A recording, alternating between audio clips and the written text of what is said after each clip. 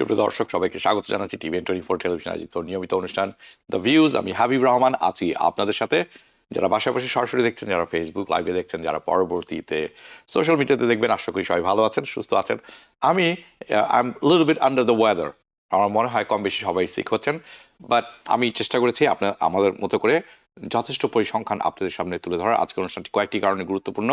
একটি হচ্ছে গতকাল সকালে প্রকাশিত হয়েছে সিপিআই ইনফ্লেশন রিপোর্ট, এবং প্রেসিডেন্ট ট্রাম্পের পাগলামি ইন টার্মস অফ ট্যারিফ চলছেই। এই নাটকের সমাপ্তি আমরা দেখতে পাচ্ছি না, কাজেই এটির দুটির সমন্বয়ে একটি পরিসংখ্যা আপনাদের কাছে থাকবে। আর এছাড়া দুটি গুরুত্বপূর্ণ বিষয় থাকবে। একটি হচ্ছে ইন্টারন্যাশনাল স্টুডেন্ট যারা আছেন এবং যাদের ইন্টারন্যাশনাল পড়াশোনা অবস্থা ওপিটি আছে, তাদের সেভিস ক্যান্সেল করছেন আইএস একের পর এক। কেন এবং আপনারা যাদেরটা হচ্ছে তারা কী করবেন আপনি সেটি তুলে ধরার চেষ্টা করব। যথেষ্ট পরিসংখ্যান আমি চেষ্টা করবো এবং সাহায্য সহযোগিতা আমাদের পক্ষ থেকে থাকবে। এরপর যেটি থাকবে সেটি হচ্ছে সিডিপ্যাপের বেশ কিছু আপডেট আমি আপনাদের কাছে তুলে ধরবো। স্পেশালি পিপিএল নিয়ে বিভিন্ন বিভ্রান্তি আছে, সেটি দূর করার চেষ্টা করব। বেশ কিছু তথ্য আপনাদের কাছে জোগাড় করেছি। আমি নিজের লোক পাঠিয়েছি পিপিএল এর অফিসে, যাতে করে আমরা বুঝতে পারি যে আসলে তাদের সেবা দানের সক্ষমতা কতখানি এবং তারা কতখানি হেল্পফুল হয়ে থাকেন, সেটিও আপনাদের কাছে তুলে ধরবো। চলুন তাহলে শুরু করি। সো আজকের প্রথম অংশে যেটি আমরা করতে যাচ্ছি সেটি হচ্ছে review the inflation situation. So আমরা শুরু করব সিপিআই ইনফ্লেশন রিপোর্ট থেকে, এবং তারপরে আমরা চলে যাব ট্রাম্পের ট্যারিফ পলিসিজ এবং হাউ দিস অর্থাৎ দ্যাট উইচ ইজ ট্যারিফ, এই যে ট্যারিফ আছে effects inflation and what can we, you and I, আমরা সবাই expect. So the CPI inflation report যেটি প্রকাশ হয়েছে গতকাল বৃহস্পতিবার সকালে, এপ্রিলের 10 তারিখে, যেটি আপনারা দেখছেন অন স্ক্রিনে। সো সিপিআই হেডলাইন ইনফ্লেশন তারা বলছেন কমে এসেছে 2.8% ফেব্রুয়ারি মাসে যেটি ছিল সেখান থেকে 2.4% ইন মার্চ। প্লিজ, আমি অনেকেই বলবেন যে সবকিছু দাম বাড়ছে, আপনি বলছেন সিপিআই ইনফ্লেশন রিপোর্ট বলছে যে মুদ্রাস্ফীতি কমে আসছে 2.8 থেকে 2.4%। পরিসংখ্যান তাই বলছে। ওকে, নাও দ্য সিপিআই কোর ইনফ্লেশন, যার মধ্যে থেকে তারা বাদ দেন ফুড অ্যান্ড এনার্জি, অত্যন্ত গুরুত্বপূর্ণ দুটি বিষয়। তারা এটিকে বলে থাকেন ভলেটাইল, খুব বেশি ওঠানামা করে। তো কোর থেকে দুটি বাদ দেওয়া হয়, সেটিও কমে এসেছে 3.1% ইন ফেব্রুয়ারি থেকে। তারা বলছে এটি কমে এসেছে 2.8% মার্চ মাসে। সো দ্য ইনফ্লেশন সত্যিকার অর্থে তার যে came in much lower than expected, যেটা আশা করা হচ্ছিল তার চেয়েও বেশ কম এসেছে ইনফ্লেশনের পরিসংখ্যান অনুসারে, অ্যাটলিস্ট সেটি আমরা পরিসংখ্যান তাই বলছে। কিন্তু এর অর্থ কি আমি আরো একটু ভেঙে বলার চেষ্টা করব। আলমগীর জনি, সিজনাল সমস্যা ওষুধ খেলে ভালো হবে, না হলে ভালো হবে না। Alamgir Jony, you are absolutely right. আমার এক্সকিউজ মি, আমার মনে হয় কম বেশি সবাই বুঝতে পারছেন, we are all sick, seasonal, এটি আমারও তাই মনে হয়, কিন্তু একটু বেশ শক্তই মনে হচ্ছে এবার আমার কাছে। গরম নিউজ দিবেন, চেষ্টা করব। ওকে, ঠিক আছে, বাট আপনাকে মনে রাখতে হবে তারা বলছেন যে inflation came in much lower than expected. হ্যাঁ, কিন্তু মনে রাখবেন, keep in mind that these are the inflation number for March. এটা কিন্তু এপ্রিল মাসের ইনফ্লেশন না, মার্চ মাসেটা আমরা এক মাস পরে পাই সবসময় পরিসংখ্যাতে, যার মধ্যে ট্যারিফের উৎপাত আমি বলবো অথবা প্রভাব একেবারে minimal, which includes minimal tariff impact. Okay, so আপনি এটি যেটি 2.4, এর পরেরটাও যদি আমরা একটু দেখি। ওকে, এর পরেরটা চলে যাব আমরা। ওকে, সো এটি হচ্ছে পরিসংখ্যান বলছে ইনফ্লেশন রেট কমে এসেছে 2.4% ইন মার্চ। গত 4 বছরে এটি লো, সবচেয়ে লো। ওকে, সো এটি হচ্ছে headline. So how the CPI headline information and CPI core inflation have been trending আমরা পরে দেখব। এই যে গ্রাফটা আপনারা দেখছেন, এটি আমাদের দেখাচ্ছে গত কয়েক বছর ধরে এই সিপিআই এবং কোর সিপিআই দুটি ট্রেন্ড করছে গত কয়েক বছরে, প্যাস্ট ফিউ ইয়ার্স কেমন দেখাচ্ছে। এবং আপনি খেয়াল রাখবেন, প্লিজ রিমেম্বার, যে তাদের গোল দ্য ফেডারেল রিজার্ভ, তাদের মিনিংস দ্য ফেডারেল রিজার্ভের লক্ষ্যমাত্রা হচ্ছে যে রেট অফ ইনফ্লেশন যেটি আছে এটিকে 2% রাখা, at 2%. Now, যেটি আমরা অন স্ক্রিনে এখন যেটি দেখবো সেটি দেখছেন যেটি এটি হচ্ছে what happen year over year গত এক বছরে গত বছরের সাথে তুলনা যদি আমরা করি তাহলে এই বছরে কি হয়েছে অ্যাট দিস কামিং এই সমস্তই আসছে সিপিআই ইনফ্লেশন রিপোর্ট থেকে এটি আমাদের অ্যানালিসিস বাট এই অ্যানালিসিসের পরিসংখ্যান আসছে সিপিআই রিপোর্ট থেকে এনার্জি ইনফ্লেশন যেটি সবচেয়ে বড় অবদানকারী সবকিছুতে এনার্জির দাম বেড়ে গেলে সবকিছুর দ্রব্যমূল্য বেড়ে যায় সো এনার্জি ইনফ্লেশন তারা বলছে নেগেটিভ ঋণাত্মক 3.3%. So energy prices are down গত বছরের তুলনায় এবছর which is true by the way এবং যারা পরিসংখ্যানবিদ সিপিআই যারা নিয়মিত দেখে থাকেন এবং পরিসংখ্যান দিয়ে থাকেন তারা বলছেন এটি হচ্ছে অন্যতম একটি কারণ it is the falling energy price that helped suppress overall rate of inflation বেড়েই চলছে এখনও চলছে কিন্তু এটির সর্বাত্মক অবস্থা দেখছে না তার কারণ হচ্ছে এনার্জি প্রাইস কম ছিল গ্যাসের পেট্রোলিয়ামের প্রাইস কম ছিল গ্যাসোলিন প্রাইস কমে এসেছে গত বছরের তুলনায় এই বছর মার্চে 6.3% in March now service inflation সেবামূলক খাত আলামিন কাজী হ্যালো টু ইউ ওকে সেবামূলক খাতে ইনফ্লেশন বেড়েছে 3.7% and according to federal reserve তারা বলছেন এবং তারা বিভিন্ন সময় মাল্টিপল টাইমস বিভিন্নভাবে বলেছেন তারা এই মুহূর্তে আর সেবামূলক খাতে ইনফ্লেশন নিয়ে চিন্তিত নয় তার কারণ হচ্ছে তারা মনে করেন না এটি খুব তাৎপর্যপূর্ণভাবে ওভারঅল ইনফ্লেশনকে বাড়িয়ে দিবে এমন সিচুয়েশনে নেই গুড নাও শেল্টার অর্থাৎ আপনি যারা রেন্টে থাকেন অথবা বাসা নিয়ে আছেন মর্টগেজ দেন শেল্টার ইনফ্লেশন এটি এসেছে 4.0%. এটি আশাই করা যায় তার কারণ হচ্ছে এটি নামেও খুব দ্রুত স্লো যখন বাড়ে তখন বাড়াটা দেখানো খুব দ্রুত হয় না এটিও খুব স্লো আসে তার কারণ হচ্ছে যে ফর্মুলাটা তারা এখানে প্রয়োগ করে থাকেন এটি ল্যাগিং ফর্মুলা 1 মাসেরটা 2 মাসেরটা পর অনেক বেশ কয়েক মাস পরে দেখা দেয় however it is kind of really sticky আপনারা খেয়াল করে দেখবেন গত 6 মাস বা 1 বছর ধরে আমরা বলছি বা পরিসংখ্যান পাচ্ছি যে সেবামূলক খাতে দুঃখিত শেল্টারের খাতে ইনফ্লেশন 4% আটকে আছে ফুড ইনফ্লেশন খাদ্যদ্রব্যের যে মূল ঊর্ধ্বগতি এটি বেড়েছে 3.0% ফেব্রুয়ারি মাসের সাথে তুলনা করলে মার্চ মাসে এই 1 মাসে 3% বেড়েছে দ্য প্রাইস অফ এগ ফেব্রুয়ারি থেকে মার্চে বেড়েছে 5.9%, কিন্তু গত বছরের সাথে যদি তুলনা করেন তাহলে বেড়েছে 7.4%. Can you believe this?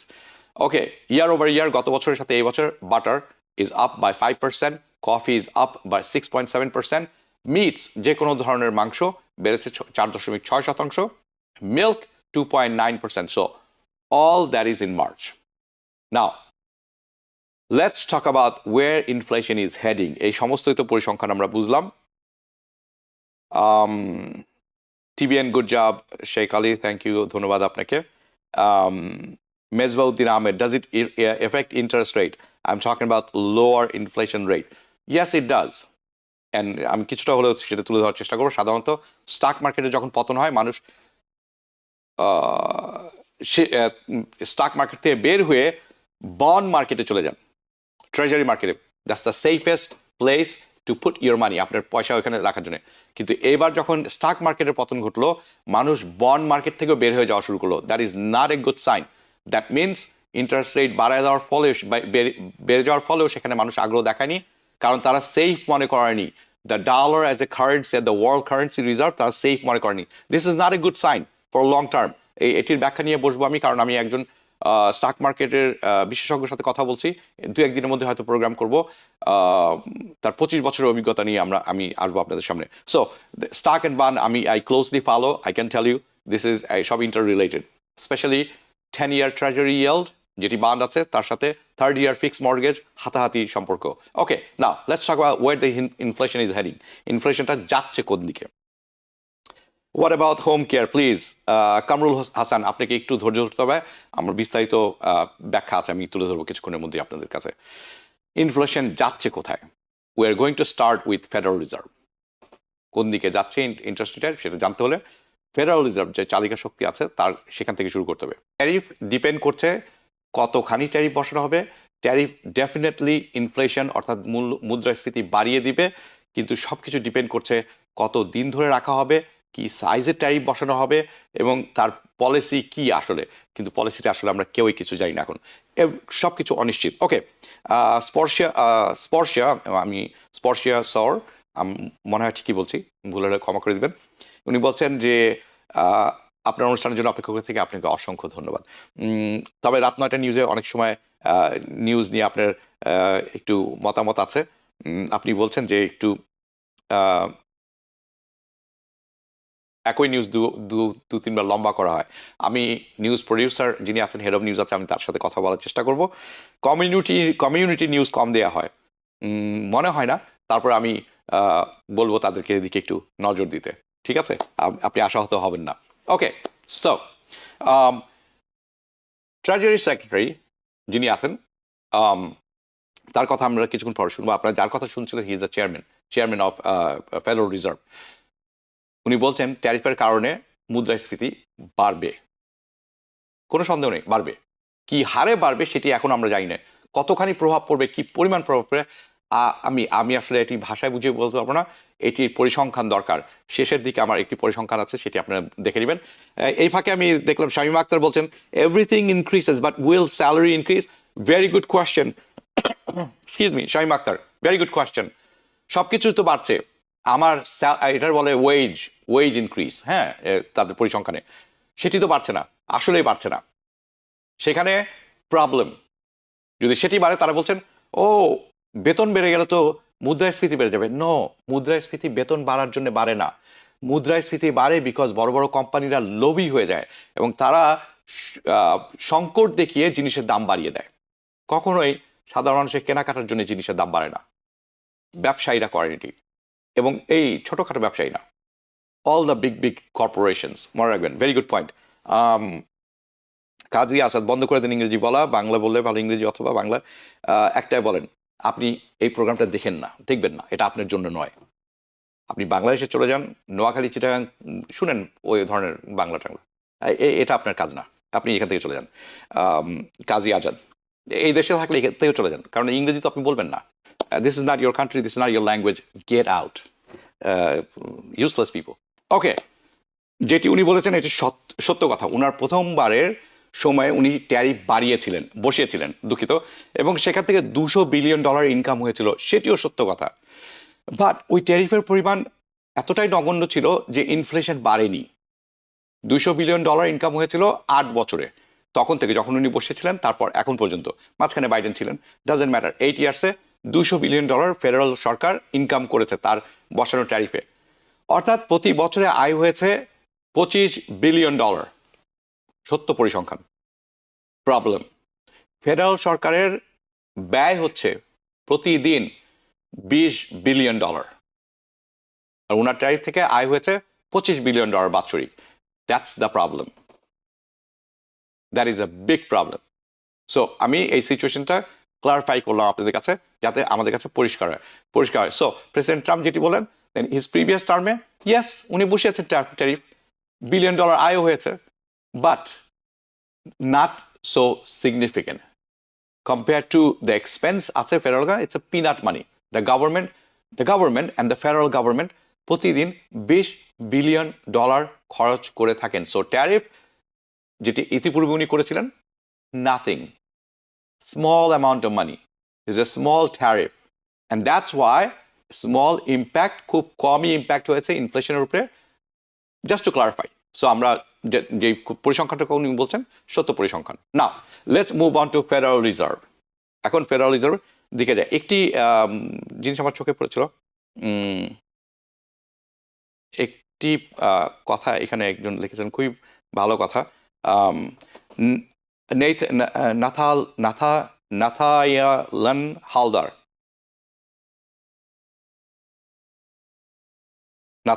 Haldar, okay, every explanation is nice. Apnake thank you. Tariff up and down, but we are great.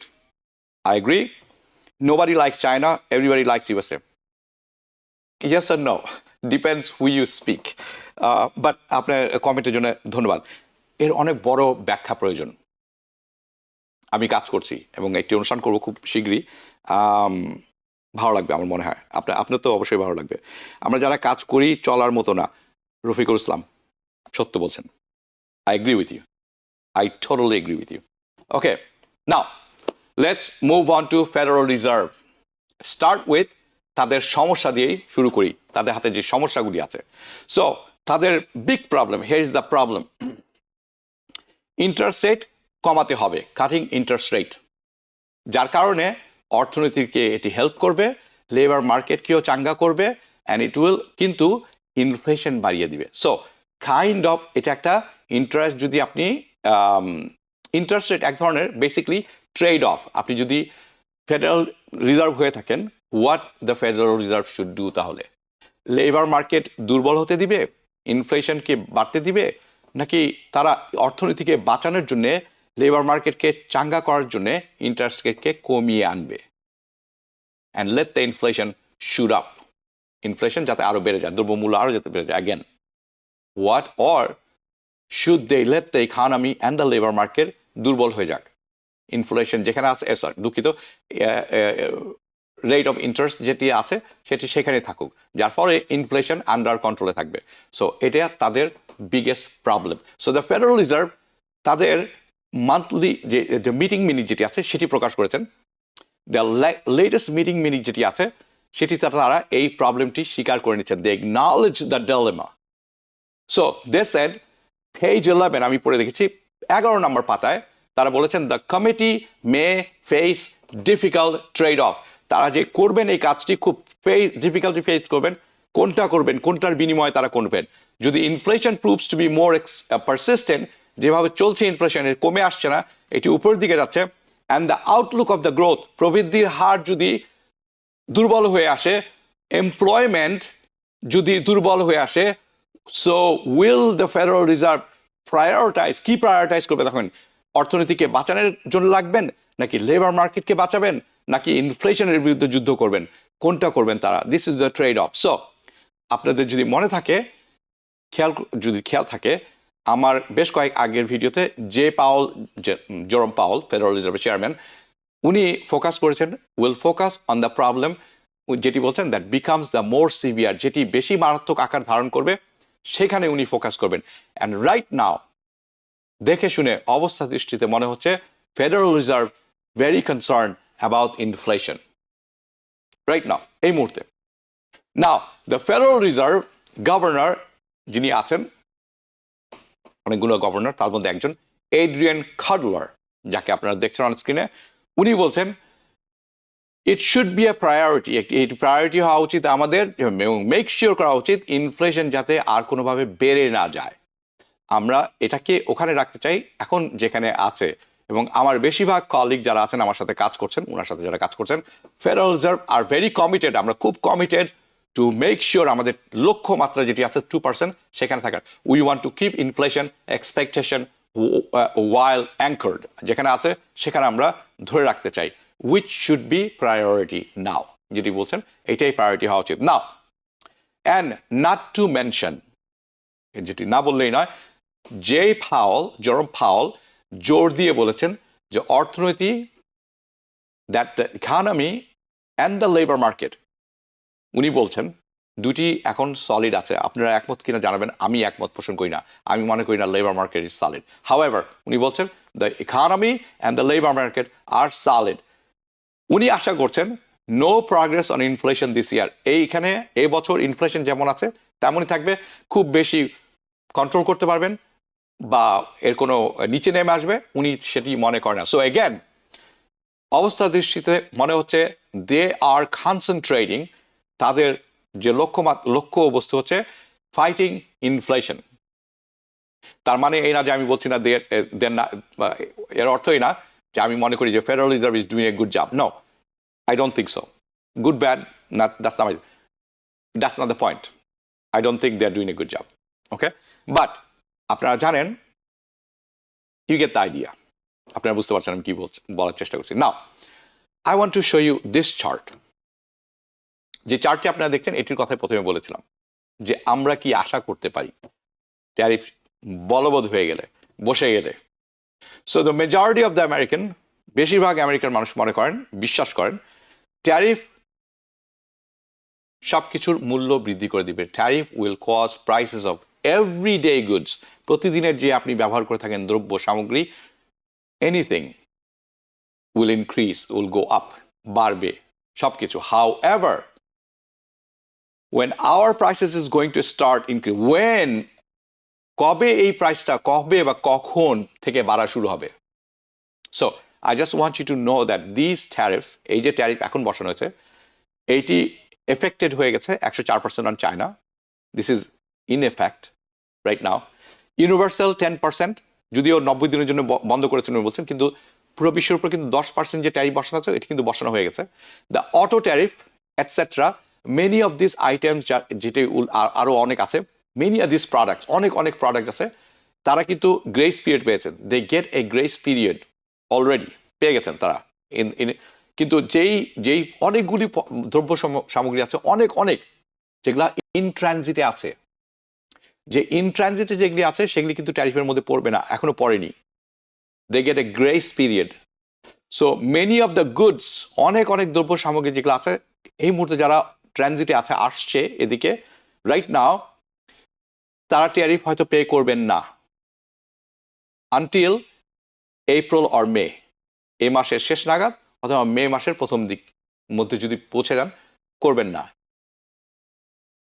আরেকটি ব্যাপার আছে, ইভেন দ্য ডেমিনিয়াস ট্যারিফ, ডেমিনিয়াস ট্যারিফ হচ্ছে সেরকম ট্যারিফ, এটি টেকনিক্যাল ওয়ার্ড, মানে আমি বলি যেই ট্যারিফ এখন ট্রানজিটে আছে যে সমস্ত দ্রব্য সামগ্রী, ওকে, ডেমিনিয়াস ট্যারিফ বলা হচ্ছে ফর চাইনিজ ইম্পোর্টস আর 800 অর লেস, অর্থাৎ ইভেন চায়না থেকে আপনি যেটি আনছেন, যে কোনো দ্রব্যমূল্য আমেরিকাতে নিয়ে আসেন, তার মূল্য যদি, দুঃখিত, ডেমিনিয়াস ট্যারিফ হচ্ছে সেই ট্যারিফ যার একটি ডলার অ্যামাউন্ট থাকে, এটির উপরে আনলে আপনাকে ট্যাক্স দিতে হবে, import tax. Right now China থেকে যে কোনো পদার্থ বা বস্তু আপনি আনেন, $800 নিচে হলে এটির কোনো ট্যারিফ দিতে হয় না, এর উপরে দিতে হয়। So they don't go into effect. এইটিও যেটি আছে এই মুহূর্তে $800, এইটির উপর ট্যারিফ বসানো হবে, কিন্তু এইটির এফেক্ট শুরু হতে যাচ্ছে মের 2 তারিখে। হাউ এভার, একটি জিনিস মনে রাখবেন, যখনই এইসব কথাবার্তা চলে, খুচরা ব্যবসায়ী যারা আছেন, রিটেইলার, তারা কিন্তু যে কোনো কিছু করতে পারে। Retailer can do whatever they want to do. আপনি যদি কালকে মনে করেন আমি এটি 20 টাকা আজকে বিক্রি করছি, আমি এটা $30 বিক্রি করব, আপনাকে কেউ থামানোর নেই। So the retailers can do whatever they want to do. They can start raising their price any time, যে কোনো সময় বাড়াতে পারেন। ইভেন যদি এই প্রোডাক্টটা ট্যারিফ না হয়ে থাকে, এই পর্যন্ত বসেনি ট্যারিফ, তারা বলবেন ভাই আমাকে বাড়াতে হচ্ছে, অযৌক্তিক, কিন্তু আপনার কিছু করার নেই, আপনারা এটা সবাই জানেন। সো ইন অ্যাবাউট 2 months, 2 মাসের মধ্যে দ্য ট্যারিফ, দ্য হোল ট্যারিফের situation, import tax, yes, they are going to be in full force, সম্পূর্ণরূপে ফোর্সড আমরা ফিল করব in 2 months. So I'm referring to the tariff that is I just mentioned, যে যত বললাম, যেটি 90 দিনের জন্য এখন স্থগিত করা হয়েছে, সব কিন্তু 2 মাস পরে আমরা ফিল করা শুরু করব। নাও আমি চাই যে চার্টটি আপনারা দেখছেন, এই চার্টটি কিন্তু খুবই ইম্পর্টেন্ট। এটি হচ্ছে দ্য ফেডারেল, যে কত পার্সেন্ট বাড়তে পারে বিভিন্ন জিনিস। আপনারা খেয়াল করে দেখবেন যে ইলেকট্রনিক সামগ্রী 77% বেড়ে যাবে, অটোমোবাইলস 73% বেড়ে যাবে। Can you afford it? That's the question. আসছে এই ব্যাপারে আরেকটু পরবর্তী চার্টটা যদি আমরা একটু দেখি। ওকে, যেটি আপনারা দেখছেন এখন, এটি আসছে ফেডারেল রিজার্ভের নেক্সট মিটিং, ফেডারেল রিজার্ভের আগামী মিটিং যেটি হবে মে মাসের 7 তারিখে, according to CME Fed watch টুল।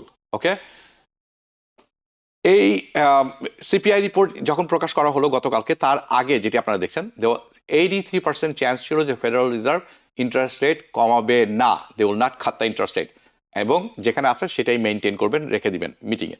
নাও এই রিপোর্ট বের হওয়ার পরে এখন 73% চান্স যে ফেডারেল রিজার্ভ ইন্টারেস্ট রেট কমবে না, অর্থাৎ সম্ভাবনা কমেছে যে ইন্টারেস্ট রেট কমবে না।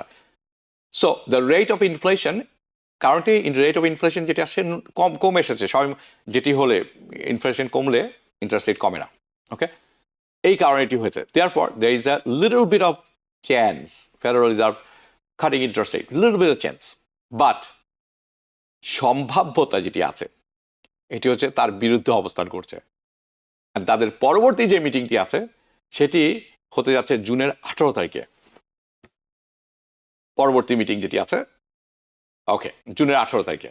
So again CPI inflation report বের হওয়ার আগে 72% সম্ভাবনা ছিল যে ফেডারেল রিজার্ভ ইন্টারেস্ট রেট কমাবে না, কিন্তু এই তাদের মিটিং এর পরে এই রিপোর্ট বের হওয়ার পরে ইন্টারেস্ট রেট কাটার সম্ভাবনা ওই 72% থেকে বেড়ে যে কমবে না সেটা আরো বেড়েছে 88% গেছে, 88.1%। এগেন দ্যাটস কারণ ইনফ্লেশন যে রিপোর্টটি বেড়েছে অনেকখানি বেশ ভালো রিপোর্ট, মিনিং ইনফ্লেশন কমেছে, it came in better than expected. However again we will see, আমাদেরকে দেখতে হবে, কারণ আমি মনে করি আগামী যে রিপোর্টটা বের হবে তার যে ট্যারিফের ইমপ্লিকেশন এবং এফেক্ট করবে এটি ভয়াবহ হবে। I don't know where we going, আমি ওয়েট করছি আগামী মাসের জন্য, দেখা যাক how much and how quickly, কত দ্রুত এবং কতখানি ট্যারিফ ইম্প্যাক্ট করবে ইনফ্লেশনের উপরে ইন আপকামিং উইকস, আগামী কয়েক সপ্তাহে, আগামী কয়েক মাসে। That is something to see. So that is, এই হচ্ছে আপনাদের ইনফ্লেশনের রিপোর্ট। নাও আরেকটি ব্যাপার, আমি আবুল কাশেম, সবকিছু বাংলায় বলা সম্ভব না, ধন্যবাদ আপনাকে, অসংখ্য ধন্যবাদ। আসলে সম্ভব কিছু টেকনিক্যাল ওয়ার্ড আছে মোটেই বলা সম্ভব না। Lipon Zarif, it is time for Maghrib prayer. ভাই ইয়েস, আমাদেরকে নিতে হচ্ছে ছোট্ট একটি বিরতি, বিরতির পর এসে দুটি কাজ করতে হবে, একটি হচ্ছে ইমিগ্রেশন এবং আরেকটি হচ্ছে সিরিপ্যাপ, আপনারা যাবেন না কোথাও। ওকে, বিরতির পর পুনরায় স্বাগত জানাচ্ছি। চলুন তাহলে শুরু করি। সেভিস, সেভিস হচ্ছে স্টুডেন্ট এক্সচেঞ্জ সার্ভিস, অর্থাৎ আমেরিকার বাইরে থেকে যারা এখানে পড়ালেখা করতে আসেন তাদের একটি রেকর্ড থাকে, সেভিস রেকর্ড। এইটি আমার কাছে বেশ কয়েকদিন আগে খবর এসেছিল, কিন্তু আমি আসলে পাত্তা দিইনি, উড়িয়ে দিয়েছি। আমি মনে করিনি খবরটা সঠিক। যখন একটু সার্চ করলাম তখন চোখে পড়ে গেল যে না, প্রথম চোখে আসলে ইয়াহু নিউজে। তখন আমি বিভিন্ন লয়ার এবং বিভিন্ন ইউনিভার্সিটি থেকে ফোন করলাম, কয়েকজন ফরেন স্টুডেন্টের সাথে যোগাযোগ করলাম।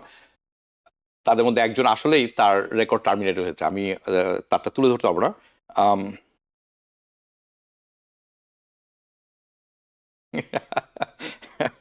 ওকে, রাইট। তো আমি এটি দেখা শুরু করলাম।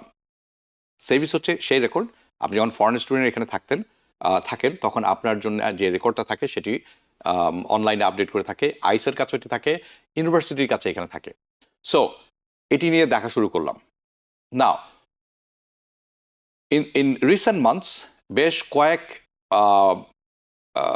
মাসে আমি যতটুকু বুঝলাম যে কয়েক হাজার ইন্টারন্যাশনাল স্টুডেন্ট এবং ওয়ার্কার যারা আছেন তাদেরকে তাদের সেভিস রেকর্ড টার্মিনেট, বাতিল করে দেওয়া হয়েছে without warning.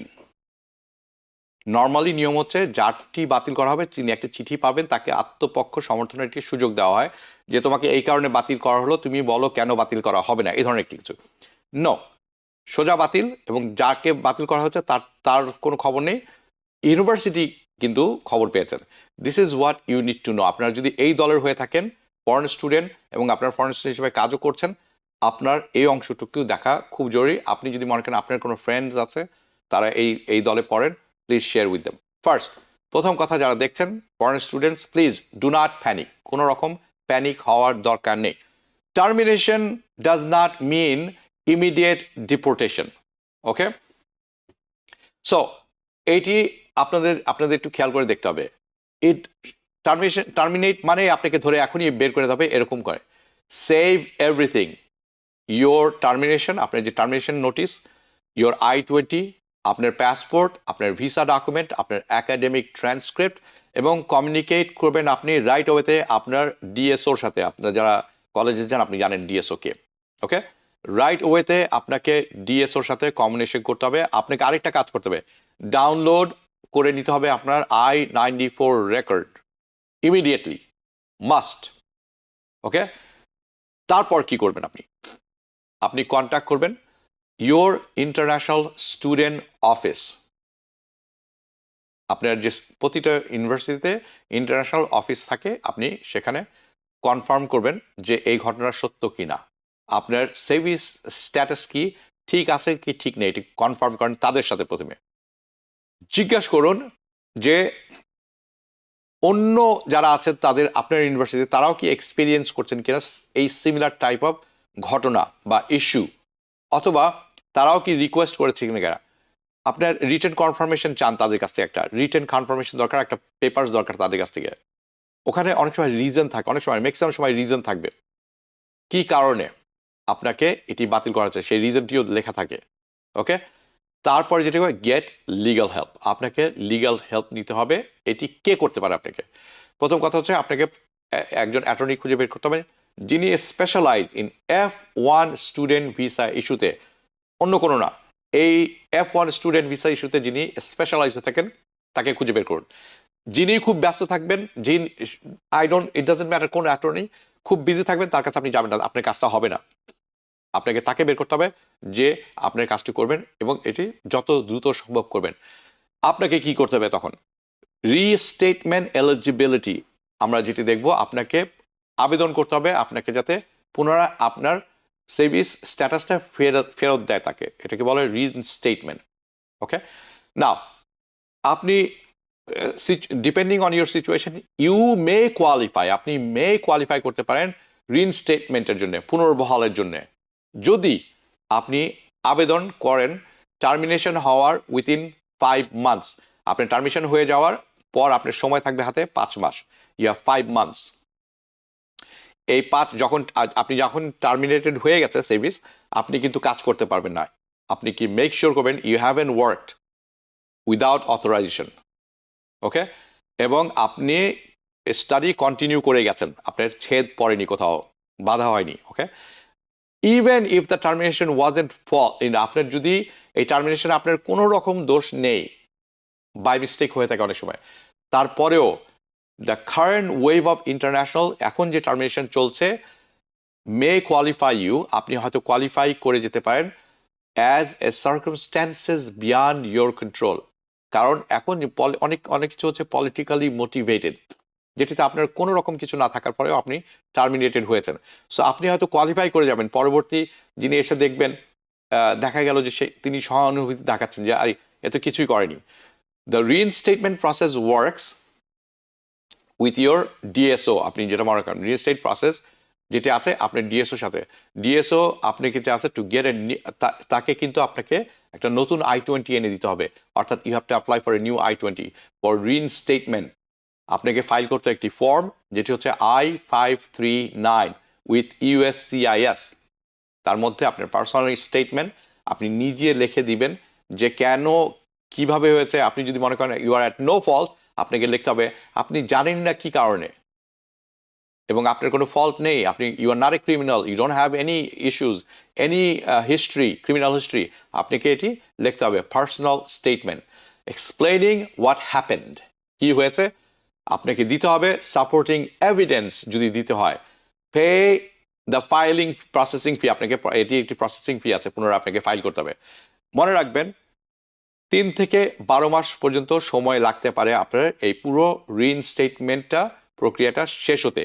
You can stay, by the way এটি হচ্ছে খুব ইম্পর্টেন্ট, এই সময়টাতে আপনি কিন্তু আমেরিকাতে থাকতে পারেন। You can stay within the US, যে যখন পর্যন্ত আপনার অ্যাপ্লিকেশনটি পেন্ডিং আছে, বাট আপনি কিন্তু কাজ করতে পারবেন না, you can't work. Okay, special consideration very important পরবর্তী। Okay, special consideration is very important.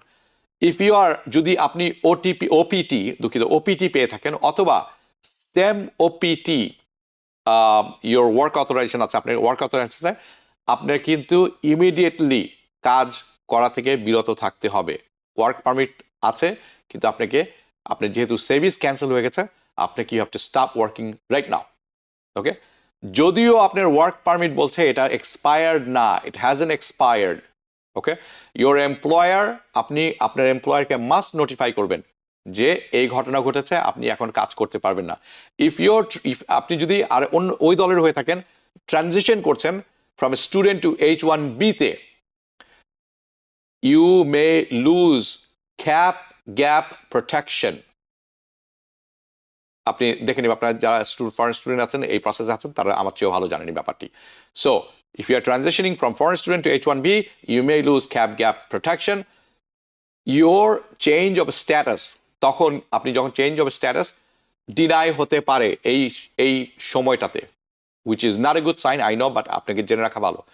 You may need, যদি সেটি হয়ে থাকে তাহলে কিন্তু আপনাকে দেশের বাইরে, আমেরিকার বাইরে গিয়ে কাউন্সিলর প্রসেস করে আবার ফেরত আসতে হবে। নাও here are some good news, emerging legal options, recent legal challenges। এই যে জিনিসগুলি হচ্ছে, বড় বড় প্রতিষ্ঠান কিন্তু বসে নেই, তারা ট্রাম্প প্রশাসন এবং বর্তমান অ্যাডমিনিস্ট্রেশনের বিরুদ্ধে বিভিন্ন রকম ফেডারেল লসুট ফাইল করে দিয়েছেন।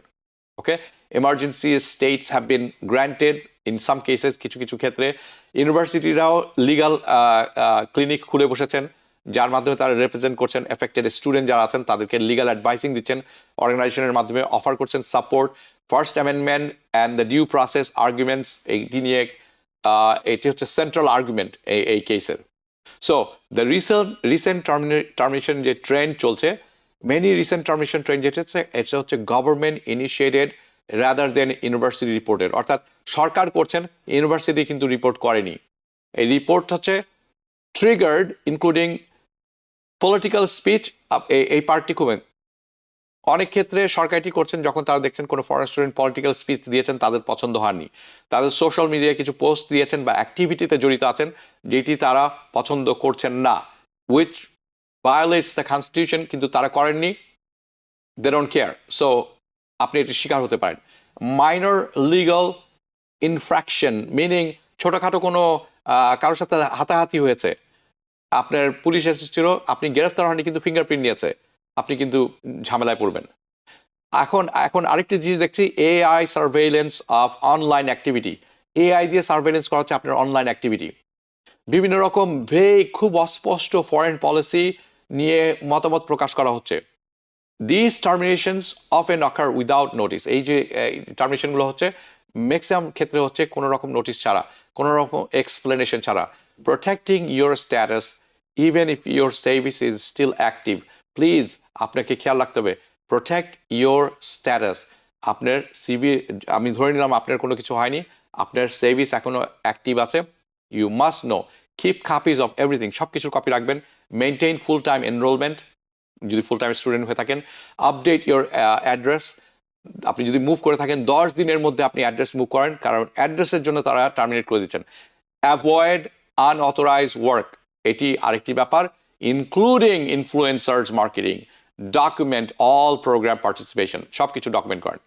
ওকে, ফাইন্ডিং হেল্প, এটি হচ্ছে সবচেয়ে বড় ব্যাপার। আপনি কোথায় কোথায় ফাইল, প্লিজ মেক শিওর করবেন কোথাও হেল্প না পেলে এই যে প্রতিষ্ঠানগুলি আপনি দেখছেন, American immigration lawyers association, national immigration law center, your university's legal service, local immigration advocacy group and service contact, এরা সবাই আপনাকে সাহায্য করবে এবং you should take this help.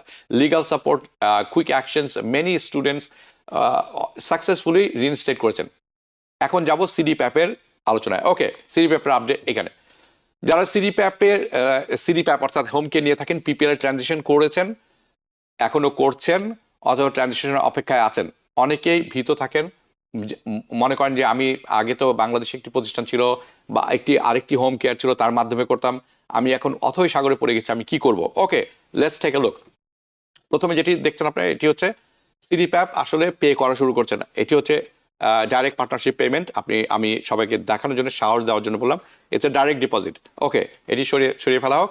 যেটি আপনারা দেখছেন সেটি হচ্ছে টাইম কেয়ার অ্যাপ আছে। টাইম কেয়ার অ্যাপে আপনাকে যেতে হবে, যিনি উনি লগ ইন করবেন, উনি লগ ইন করে উনি কোন সময় কাজ করেছেন এটি করবেন। এর পরেরটায় যদি যাই, যিনি পেশেন্ট উনাকেও লগ ইন করে বলতে হবে হ্যাঁ আমি অ্যাপ্রুভ করলাম তার এই কাজ, তখন এটা অ্যাপ্রুভ হয়ে চলে যায়। তার পরবর্তীতে যদি যাই, এটি হচ্ছে এই অ্যাপ্রুভাল হওয়ার পরে অনেক সময় আপনি দেখবেন যে ওয়েটিং ফর কনজিউমার অ্যাপ্রুভাল।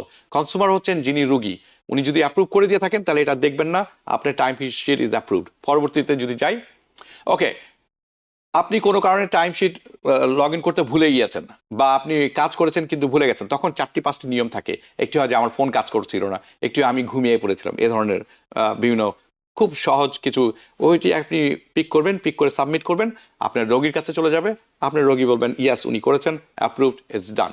পরবর্তীটি, ওকে, না আপনার সমস্ত জিনিসটা আপনি ড্যাশবোর্ডে দেখতে পাবেন যে আপনার কোনটা পে হয়েছে, কোনটা পে হয় নাই, কোনো কিছু বাকি রয়েছে কিনা, সমস্ত কিছু দেওয়া আছে। এখন বিভিন্ন সময় বিভিন্ন রকম খবর শুনছি আমরা যে আপনাকে পিপিএল থেকে ফোন করা হচ্ছে, আপনি কোথায় আছেন, আপনি তো রোগীর বাসায় নেই। বানোয়াট কথা, সম্পূর্ণ বানোয়াট, ভুয়ো তথ্য। শেষে যেটি আমি আপনাদের কাছে তুলে ধরবো, এটি নিয়ে টিবিএনে বড় রিপোর্ট হয়েছে এবং এটি আজও কয়েকবার চলেছে। আমি আপনাদেরকে বলবো যে টিবিএন আপনাদের বাসায় থাকা উচিত আপনাদের। সো টিবিএন এর অ্যাপ আছে, টিবিএন এর সার্ভিস, কেবল সার্ভিস আছে, you should have it. It's a life saving thing. আমি দুটি অফিস যেটি বড় করে দেওয়া আছে, এই দুই অফিসে আমি নিজে লোক পাঠিয়েছিলাম তাদের সার্ভিস বোঝার জন্য, দেখার জন্য। এক্সেলেন্ট সার্ভিস, খুবই হেল্পফুল। আর ডান দিকে যেটি আছে, এটি নিউ ইয়র্কের যতগুলি আছে আমি চেষ্টা করেছি লং আইল্যান্ড সহ এই অ্যাড্রেসগুলো আপনাদের কাছে তুলে ধরার। কাজেই আমরা আপনাদের পাশে আছি, আমরা চেষ্টা করে দেবো সবসময় আপনাদের পাশে থাকার। আজকে এখানে শেষ করছি, সামনে আরও প্রোগ্রাম আছে, সেখানে আরও বিস্তারিত তুলে ধরবো। স্টক মার্কেট নিয়ে প্রোগ্রাম থাকবে, আমি আশা করি সেটিও আপনাদের খুব কাজে লাগবে। সবার কাছ থেকে বিদায় নিচ্ছি, শুভরাত্রি। টিবিএন 24 টেলিভিশন দেখতে আজই কল করুন 7187776556। লগ ইন করুন www.totalcablebd.com। নিউ ইয়র্ক থেকে সম্প্রচারিত টিবিএন 24 টেলিভিশন বিশ্বজুড়ে বাঙালির কণ্ঠস্বর।